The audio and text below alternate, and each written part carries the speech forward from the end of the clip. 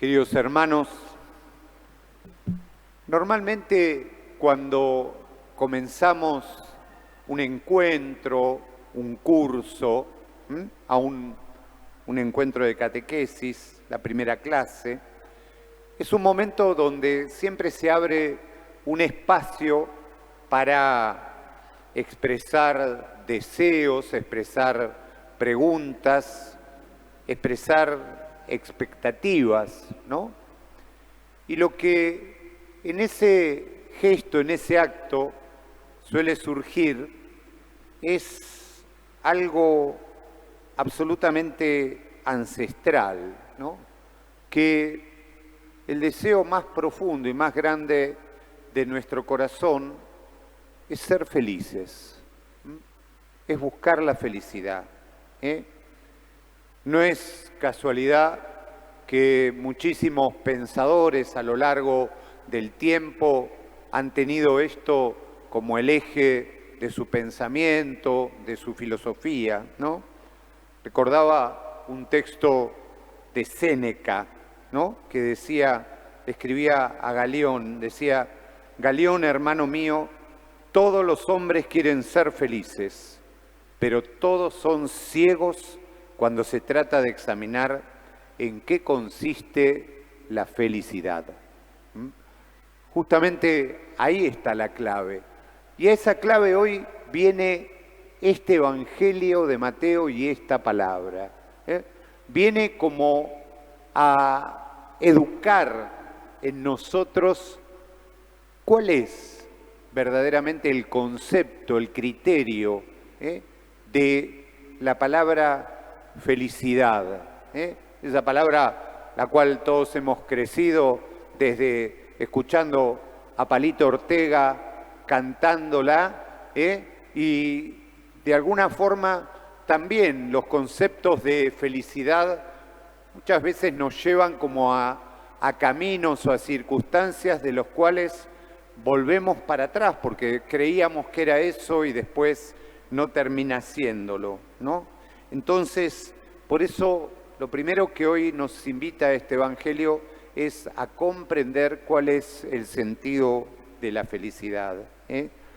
Justamente desde ahí, entrar en esta escuela de Jesús también nos hace como transformar. Ante todo, debemos recordar una palabra que Jesús tuvo la semana pasada. Recuerdan que había empezado a predicar y decía: conviértanse. Y esa conversión nos hablaba de un cambio de pensamiento, de cambiar la cabeza, de mirar de una manera nueva nuestra forma de pensar. Y entonces justamente Jesús empieza a hablar y toma un término para esta palabra que hoy comparte en aquel monte y nos la comparte a nosotros también, que estamos como en lo alto de un monte. Ustedes saben que la catedral es la cota más alta de todo el pueblo de Morón. Vieron que si nosotros seguimos por la calle Nuestra Señora del Buen Viaje, en 3 cuadras hay casi 15 metros. 15 metros que van bajando, porque era la ladera del arroyo. Entonces, desde acá, que era lo más alto, bueno, nosotros también estamos acá escuchando la palabra, escuchando a Jesús. Entonces, Jesús escapa de términos clásicos para definir la felicidad, de los filósofos griegos, de un montón de términos que hablaban de la felicidad como algo a ser alcanzado, como un logro, como algo donde uno tenía que trabajar y esforzarse y esto y lo otro para alcanzar eso. Jesús utiliza justamente un adjetivo. Hace algunas semanas habíamos hablado de este término, Makarios.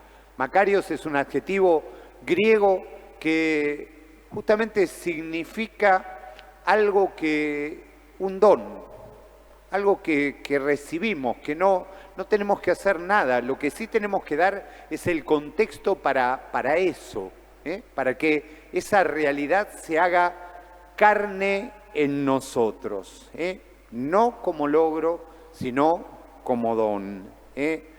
¿Por qué? Porque la felicidad, de acuerdo a lo que nos invita el Evangelio, es un regalo de Dios, no es obra nuestra. Entonces, el texto de las bienaventuranzas nos dice justamente cuáles son las situaciones paradójicas, ciertamente, en las que Dios nos invita a ser felices.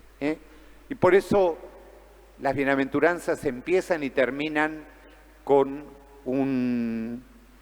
el reino de los cielos. ¿Qué es el reino de los cielos? El reino de los cielos es como una figura retórica, que indica un lugar más que su habitante, que indica esa geografía donde Dios está presente. Eso es la realidad del reino de los cielos. El reino de los cielos está entre ustedes, ¿no? Ya ha comenzado, nos decía los textos y lo que celebrábamos hace apenas una semana en el tiempo de Navidad. ¿Por qué? Porque Dios se había introducido en la historia para no irse nunca más. Y desde ahí también ese reino y esa esperanza del reino no significa en que todo esté lindo ni en que todo esté bien. Significa que en medio de todo lo que pasamos, lo que vivimos, lo que padecemos, Dios está presente, y quiere que nosotros hagamos de esa presencia acción. Y acá caemos en las bienaventuranzas, ¿no? Las bienaventuranzas están divididas, estas 8 bienaventuranzas tienen como una especie de división, 4 y 4. Las primeras 4 bienaventuranzas justamente no son situaciones que debamos forzar, sino que son la vida misma, situaciones de la vida. Son los eventos más recurrentes de nuestra vida, que están presentes, que muchas veces los negamos, que muchas veces nos cuesta vivirlos, pero justamente desde ahí también tendríamos que pensar si no nos estamos negando a través de eso a esa felicidad que nos invita Jesús. Entonces, ¿qué dicen las primeras 4 bienaventuranzas? Abordan situaciones de carencia. Son 4 situaciones de carencia. Los pobres de espíritu son aquellos que no tienen a qué aferrarse, ni tienen ídolos, ni tienen apegos, ni nadie que los defienda. Entonces, desde ahí pueden reconocer a Dios como su único Señor. Aceptan a Dios como centro y fundamento de su vida. ¿Es fácil? No, ciertamente que no lo es, pero es posible. Y ahí está la atención que debemos poner cada uno de nosotros en esa posibilidad. La segunda bienaventuranza, el texto de hoy dice los afligidos. Otra traducción puede decir los que lloran. Llorar en la vida es señal de duelo, de pérdida, de dolor. También acá se abre un espacio para recibir a ese Dios que consuela, a ese Dios que está llorando junto a nosotros, que no está como escindido, que no está afuera de la realidad, como a veces también lo hemos compartido muchas veces, como a veces quisiéramos que Dios sea lo totalmente otro. Que no pase por todas estas cosas nuestras y que sea como el que con la varita mágica toca y cambia todo. Dios decide ser uno de nosotros. Por tanto, decide ser también alguien que llora.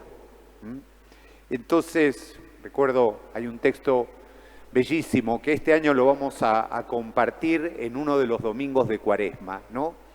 Que es la resurrección de Lázaro del Evangelio de Juan. A mí me conmueve profundamente cuando dice, y Jesús lloró. Cuando ve toda esa situación, las hermanas, los amigos, la gente, y Jesús lloró. Entonces, justamente desde ahí es Dios quien viene a nuestro consuelo. La tercera son los pacientes, los mansos, ¿no? Es decir, los que no confían en sus propias fuerzas.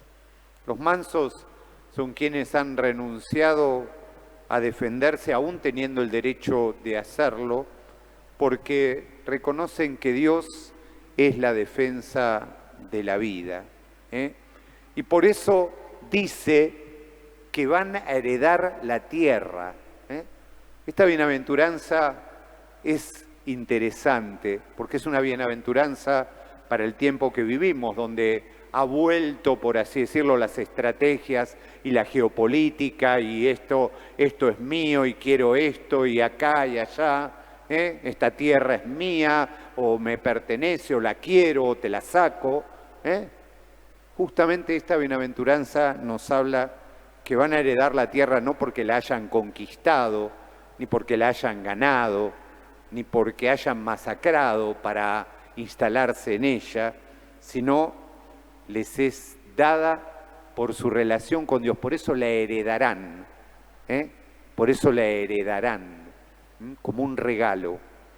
Y termina la cuarta bienaventuranza de estas carencias con quienes tienen hambre y sed de justicia. El hambre y la sed siempre han sido imágenes del deseo de nuestra condición humana, de una profunda carencia. Y cuando ese hambre y esa sed son hambre y sed de justicia, en el contexto bíblico también implica esto que hablaba del reino.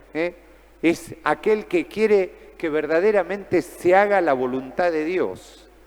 Que la voluntad de Dios es que todos nos salvemos, la voluntad de Dios es que seamos felices, la voluntad de Dios es que podamos construir una realidad y un mundo de hermanos. Justamente desde ahí también nos deja, todas estas bienaventuranzas, nos deja como una especie de enseñanza para los adultos particularmente, ¿no? A veces, hace muchos años que los adultos, digo, porque no quiero decir los papás o los abuelos, digo todo, los tíos, los padrinos, esto, el otro, nos empeñamos en llenar los espacios de los niños, en llenar, que no le falte nada, que esto, que el otro, nos adelantamos aún de lo que no necesitan, de lo que no quieren, todo. Y eso genera algo terrible porque es como que quiebra el deseo, hace que el otro no tenga necesidad de nada, ni sienta que tenga que lograr. Entonces es como una frustración permanente. Es una frustración, es no reconocer aquello que estoy llamado también a trabajar.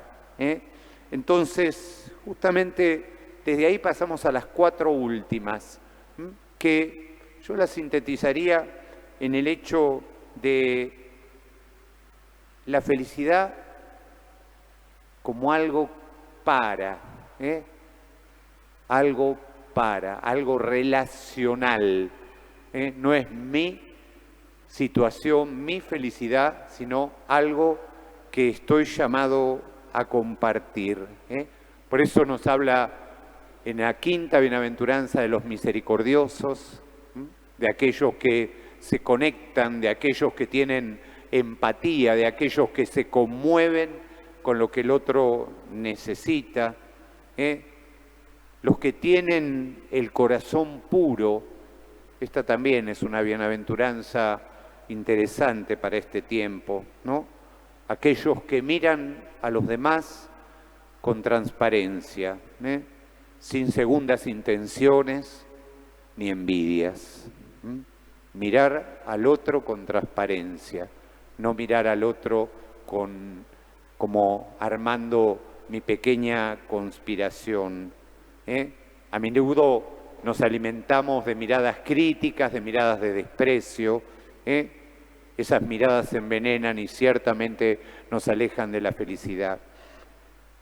La séptima, ciertamente creo que es la bienaventuranza de este tiempo. Los constructores de paz. Vivimos en un tiempo donde los conflictos están diseñados, ¿no? A mí me hacía acordar muchas veces lo que uno ve hoy desde los grandes líderes del mundo, todo me hace acordar a los titanes en el ring. ¿Se acuerdan los titanes en el ring? Esa es una antigüedad lo que estoy diciendo, así que perdónenmela. ¿Te acuerdan que todo era el catch ese, era todo hasta la chapa que estaba el ring, era para que todo suene, pero todo estaba coreografiado. Todo era una coreografía, no era una pelea en serio, era un como sí. Bueno, el mundo de hoy se mueve de esa manera. Lo que pasa es que en medio de ese mundo hay vidas, hay situaciones, hay millones de personas, ¿no? El otro día salió como dato, la guerra de Ucrania ya se cobró 2 millones de vidas. 2 millones de vidas, ni hablar la situación de Gaza, o sea, las vidas siguen perdiéndose. ¿Y por qué? Porque no hay quien construya la paz. Justamente quienes quieran superar los conflictos, porque de todos esos conflictos hoy el mundo está constituido. Entonces, justamente la última bienaventuranza es quienes aceptan la persecución, y al decir persecución muchas veces podemos decir el conflicto de hacer algo por el otro, la complejidad de hacer algo por el otro. Esa es también justamente la persecución a causa de la justicia, de aquel que no prioriza sus propios intereses, sino que vive precisamente para construir la voluntad de Dios. Entonces, justamente desde ahí es como que se nos deja una pregunta. ¿Estamos dispuestos a vivir estas situaciones de la vida que, insisto, son las situaciones cotidianas? ¿Estamos dispuestas a vivirlas de otra manera? ¿Estamos dispuestos a poner en esta situación algo distinto, a reconocer cómo Dios también está ahí junto a nosotros, y recibir de Él esa felicidad? Recibir de Él esa felicidad.